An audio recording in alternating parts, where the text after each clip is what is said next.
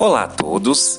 Essa videoaula sobre o artigo Dislexia, Cognição e Aprendizagem, uma abordagem neuropsicológica das dificuldades de aprendizagem da leitura, de Vitor Fonseca, é um trabalho apresentado como requisito parcial para aprovação na disciplina de Neurociência e Educação do curso de especialização em Ensino de Ciências e Matemática do Instituto Federal de Brasília, Campus Gama, sob a orientação da professora Daniela dos Santos Trovão Barbalho.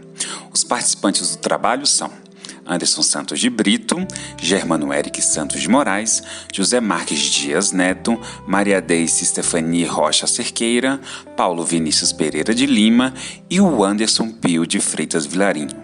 No artigo, o autor apresenta a dislexia como uma dificuldade de aprendizagem específica definida com base em quociente intelectual igual ou superior a 80.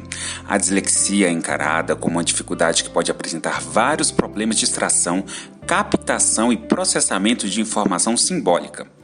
O autor sugere que a avaliação dinâmica do potencial de aprendizagem da criança seja equacionada a partir do perfil de áreas fortes e fracas, para posteriormente desenvolver estratégias de intervenção psicopedagógicas individualizadas para cada caso. A dislexia tem sido considerada uma desordem da leitura e da linguagem, envolvendo dificuldades no ditado e na redação.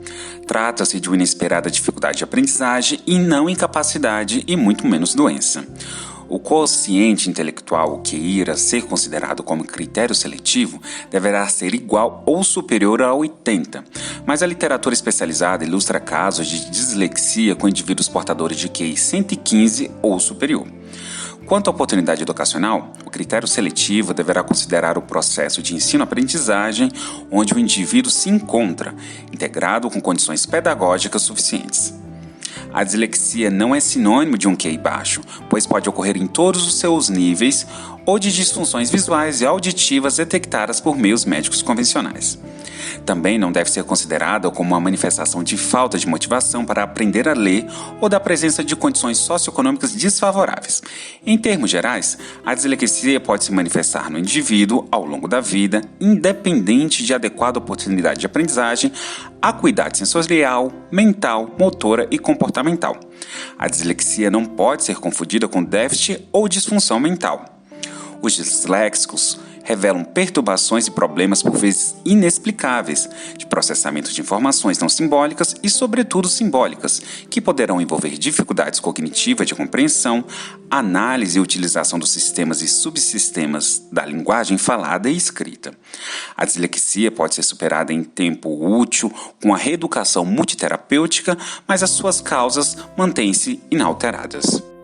Aprender a ler é certamente a tarefa mais relevante da escola primária, e a porcentagem de indivíduos alfabetizados funcionalmente é um dos indicadores mais fidedignos de desenvolvimento cultural e de prosperidade econômica de um país. Muitos sinais podem ser identificados na pré-escola, mas a dislexia inicia-se com a aprendizagem da leitura, onde se começa a detectar problemas de conscientização dos sons, de reconhecimento de letras, de expressão verbal e de cópia.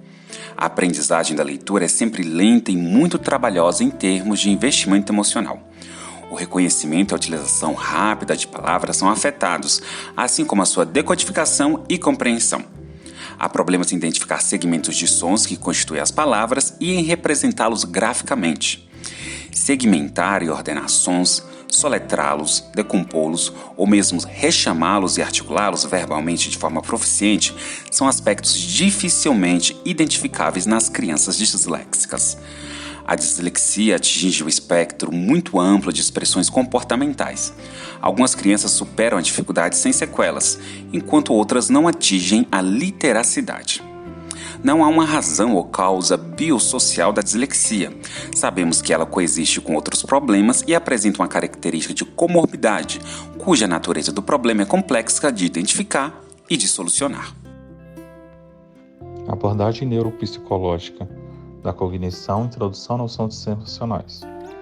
O cérebro humano é o produto filogênico e autogênico de sistemas funcionais adquiridos em vários milhões de anos ao longo de processos sociohistóricos da espécie humana. A filogenética refere-se à filogenia, a história da evolução das espécies, nomeadamente a história genealógica de cada espécie destacando as suas relações ancestrais e descendentes. Os sistemas funcionais é definido como a coordenação da área em interação com o cérebro, tendo em vista a produção de um dado comportamento ou conduta, consubstanciado qualquer processo de adaptação de aprendizagem cujo produto final subtende-se no sistema cognitivo complexo, como é o caso da aprendizagem da leitura. A aprendizagem da leitura no modelo luriano resulta, portanto, da criação de conexões entre muitos grupos e redes de células que se encontram posicionadas em distantes áreas do cérebro. Consequentemente, a aprendizagem da leitura, da escrita ou do cálculo, à luz desse modelo, implica que o cérebro da criança se opere em um processo ativo, conjuntural e reorganizador de sistemas funcionais múltiplos e de integração sensorial progressiva, envolvendo na sua superfície o sistema visual e o sistema auditivo e na profundidade o sistema cognitivo complexo.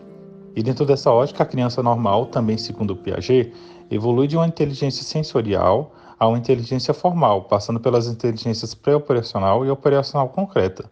Nesse aspecto, o modelo neuropsicológico de Luria equilibra dialeticamente com o modelo cognitivo construtivista de Piaget e o modelo co-construtivista de Vygotsky. Segundo o pensamento luriano, a aprendizagem da leitura resulta da sequência bem definida de estágios e da integração complexa de circuitos neurais disponíveis, ilustrando uma reorganização cognitiva progressiva onde cada área pode operar unicamente em conjunção com as outras, a fim de produzir comportamentos como, por exemplo, ler e escrever. Nenhuma área do cérebro pode assumir uma responsabilidade exclusiva por qualquer comportamento humano voluntário superior, como ler, exatamente porque o desempenho ou a realização das funções psíquicas superiores, como a aprendizagem da leitura, se fundamenta em interação dinâmica e sistêmica de muitas áreas do cérebro.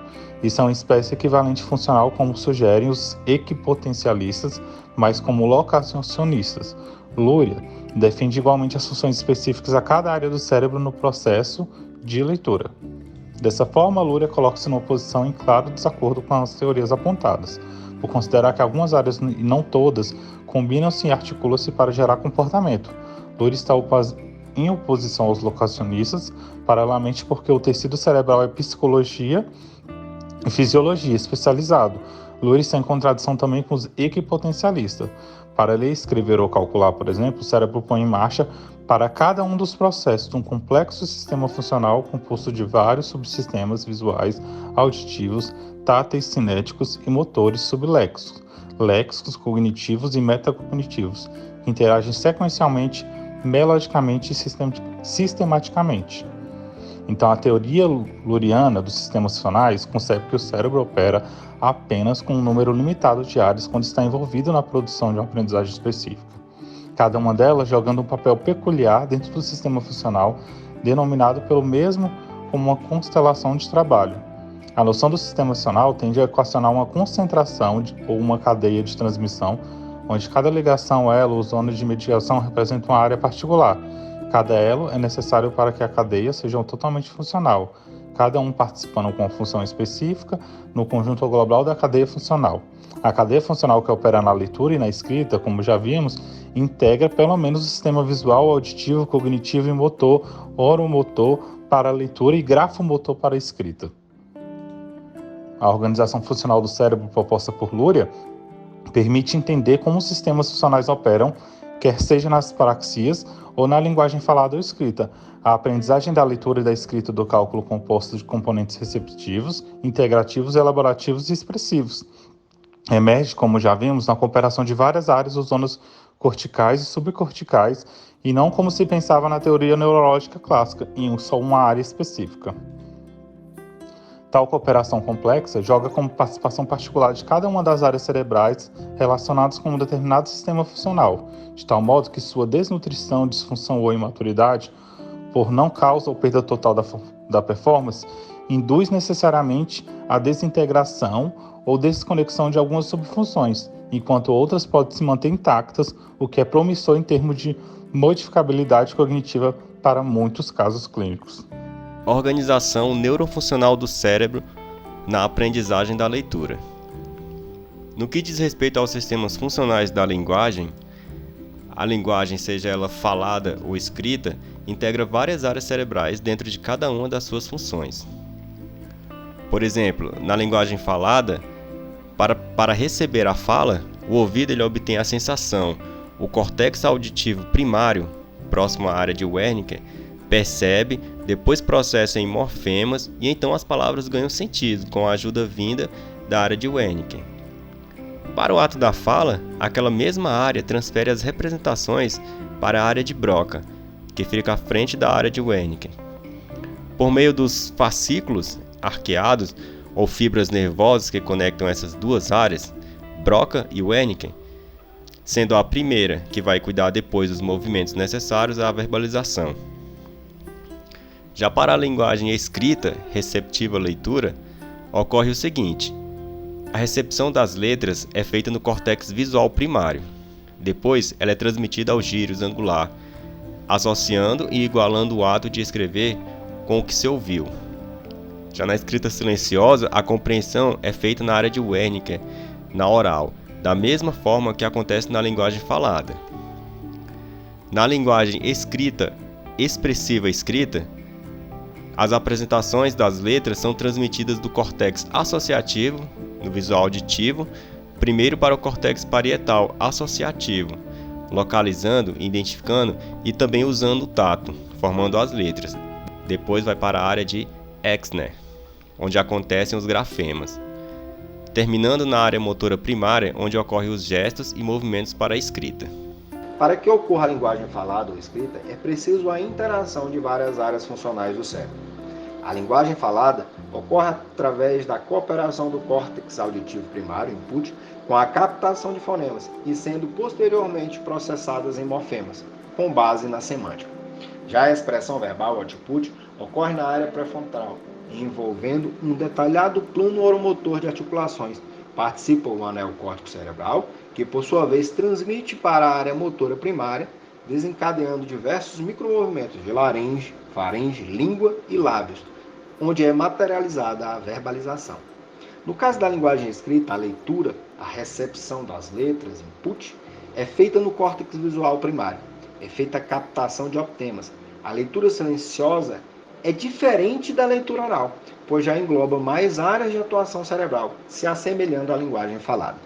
Todos esses sistemas da linguagem corporal falada e escrita põem em jogo uma metodologia complexa de componentes de processamento de informações.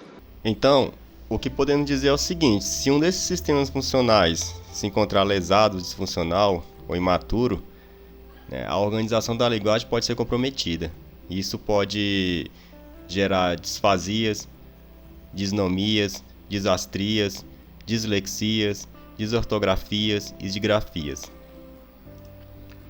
Em resumo, se a linguagem se torna comprometida, gerando disfunções, o que permite dizer que nem sempre um problema está relacionado a uma só causa, por exemplo, em dislexos, não é problemas com déficits cerebrais, mas a outros fatores do cérebro. Assim, busca-se estudar de forma sistêmica o cérebro, em vez de seguir apenas uma função dele.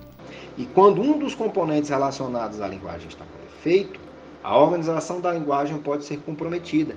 Por exemplo, disfasia, disnomia, disastria, ou seja, a dita dislexia. Pode-se constatar que problemas de dislexia podem ser atribuídos não só a déficits de aprendizagem, mas também de sistemas motores sensoriais.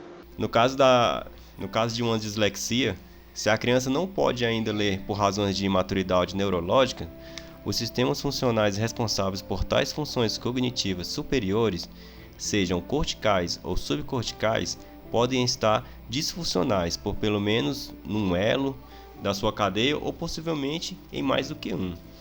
A disfunção cerebral numa criança tendem a ser diferentes dos adultos, pois ambos dispõem de sistemas funcionais distintos em termos de organização neuropsicológicas, quando um ainda está imaturo e o outro eventualmente maduro. A metodologia adotada para o estudo da disfunção da linguagem é centrado mais em estudos de padrões de sintomas do que em sintomas isolados.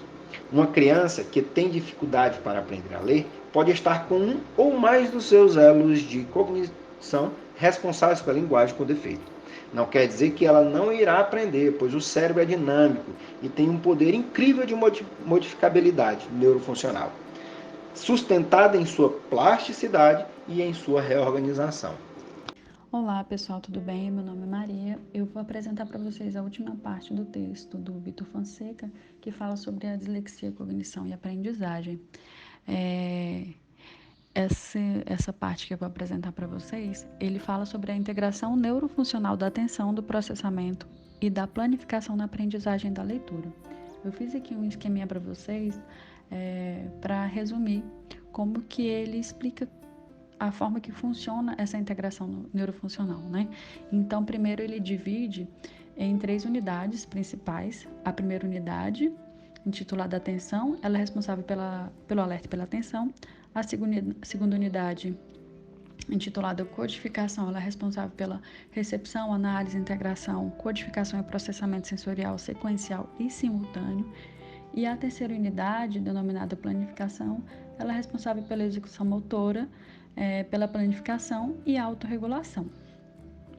Essas 3 unidades, quando funcionam em conjunto, elas são ligadas ao processo de cognição, né? E, consequentemente, de aprendizagem. A segunda unidade, ele ainda separa em 3 áreas do cérebro, que são as áreas primárias, as áreas secundárias e as terciárias. Aí, logo a seguir, eu vou mostrar para vocês as imagens, né?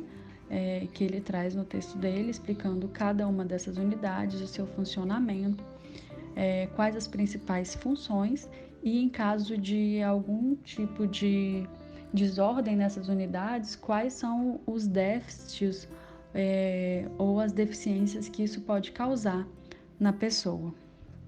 Eu trago aqui essa figura para vocês da unidade 1, né, que o autor utiliza para representar essa unidade.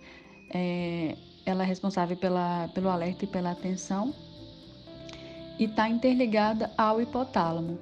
As partes da unidade são a medula, o tronco cerebral, o cerebelo, o sistema límbico e o tálamo. A função principal dessa unidade é relacionada com o reflexo de orientação, que emerge no confronto de um novo estímulo, ou seja, ela vai ativar o sistema de alarme. Eles vão selecionar, filtrar, focalizar e refinar a integração dos estímulos. A sua disfunção, né, se tiver algum problema com essa área, pode gerar hiperatividade e problemas no processamento, tanto na percepção quanto na memória. Além de poder explicar casos de déficit de atenção, de hiperatividade e de hipoatividade em crianças com dislexia. A segunda unidade se ocupa principalmente nos lobos occipital, temporal e parietal, ou seja, vai ser responsável principalmente pelas áreas da visão, da audição e tátil-sinestésica, né?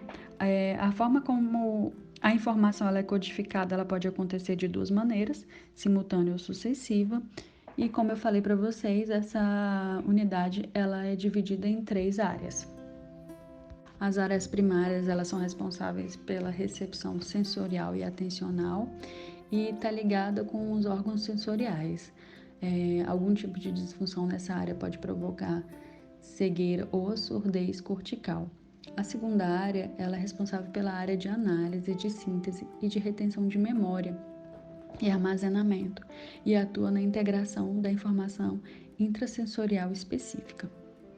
Nessa área é possível verificar múltiplos processamentos, né, de discriminação e identificação, como, por exemplo, a percepção de timbre, ritmo, intensidade, tolerância, de fonemas, de monemas, no caso do sentido da audição, né? Então, ela vai ser importante para a percepção dos sons no processo de aprendizagem. Ela também é responsável pelos processos de locação, detecção, posição, orientação, lateralização, direção e navegação virtual. No processo de aprendizagem, então, a integração visomotora ela vai ser responsável para que o estudante consiga discriminar e identificar a figura, fundo, a cor, a forma, a espessura, o tamanho das letras, dos números, dos signos, no caso, né, do sentido da visão. Essa segunda área, né, a área secundária, então ela vai atuar tanto no processo de audição quanto no processo de visão e até no caso do sentido tátil-sinestésico, né? Então, nessa última área, tátil-sinestésico, ela vai ser responsável pela análise, a síntese de localização, e a integração entre o corpo e o emocional e a experiência dos gestos e ações. As áreas terciárias, elas se ocupam principalmente no lobo parietal de ambos os hemisférios e a sua integração ocorre de maneira simultânea interneurosensorial no processo auditivo-visual ou visual-auditivo, auditivo-tátil-sinestésica, viso-tátil-sinestésica ou viso-espacial. Esse processo ele é importante no processo de decodificação e codificação, são necessários para a questão do entendimento da leitura, né, e da escrita, e também para gramática, abstração, análise lógica e compreensão de preposições. Alguma disfunção nessa área pode levar a dificuldades de aprendizagem e clinicamente podem ser afetadas em disnomia, disfasia, distrasias, no caso da linguagem falada, ou dislexias, desortográficas, disgrafias e outros subtipos, no caso da linguagem escrita. A última unidade que o autor apresenta, a terceira unidade da planificação, ela vai ficar localizada no lobo frontal e implica em 5 dimensões: identificar a ação desejada, sequencializar procedimentos, recuperar dados relevantes, alocar recursos cognitivos e decidir e executar. Essa unidade, ela também se divide em 3 áreas, em áreas primárias, secundárias e terciárias. As áreas primárias, elas vão ficar responsáveis pela execução motora, as áreas secundárias pela organização sequencial e temporal e as áreas terciárias pela antecipação, pela autorregulação, a desprogramação e reprogramação, a superfocagem, a sustentação da atenção, a flexibilidade e plasticidade. Isso tudo vai interferir na atividade cognitiva e no processo de produção de competências de aprendizagem. O autor fala que essas unidades, essas áreas, elas devem funcionar de forma melódica e coesa para o processo de aprendizagem de leitura e escrita, né, para contribuir de forma plena para esse processo. E ele finaliza falando da importância dessas 3 áreas, planificação, codificação e atenção, no processo de cognição. O autor ainda traz para a gente que o desenvolvimento neuropsicológico, ele também é importante, ele não acontece por si só, né? Então, é necessário que haja, além das habilidades cognitivas e simbólicas, elas não emergem do nada. Então, é preciso não só a maturação neurológica, né?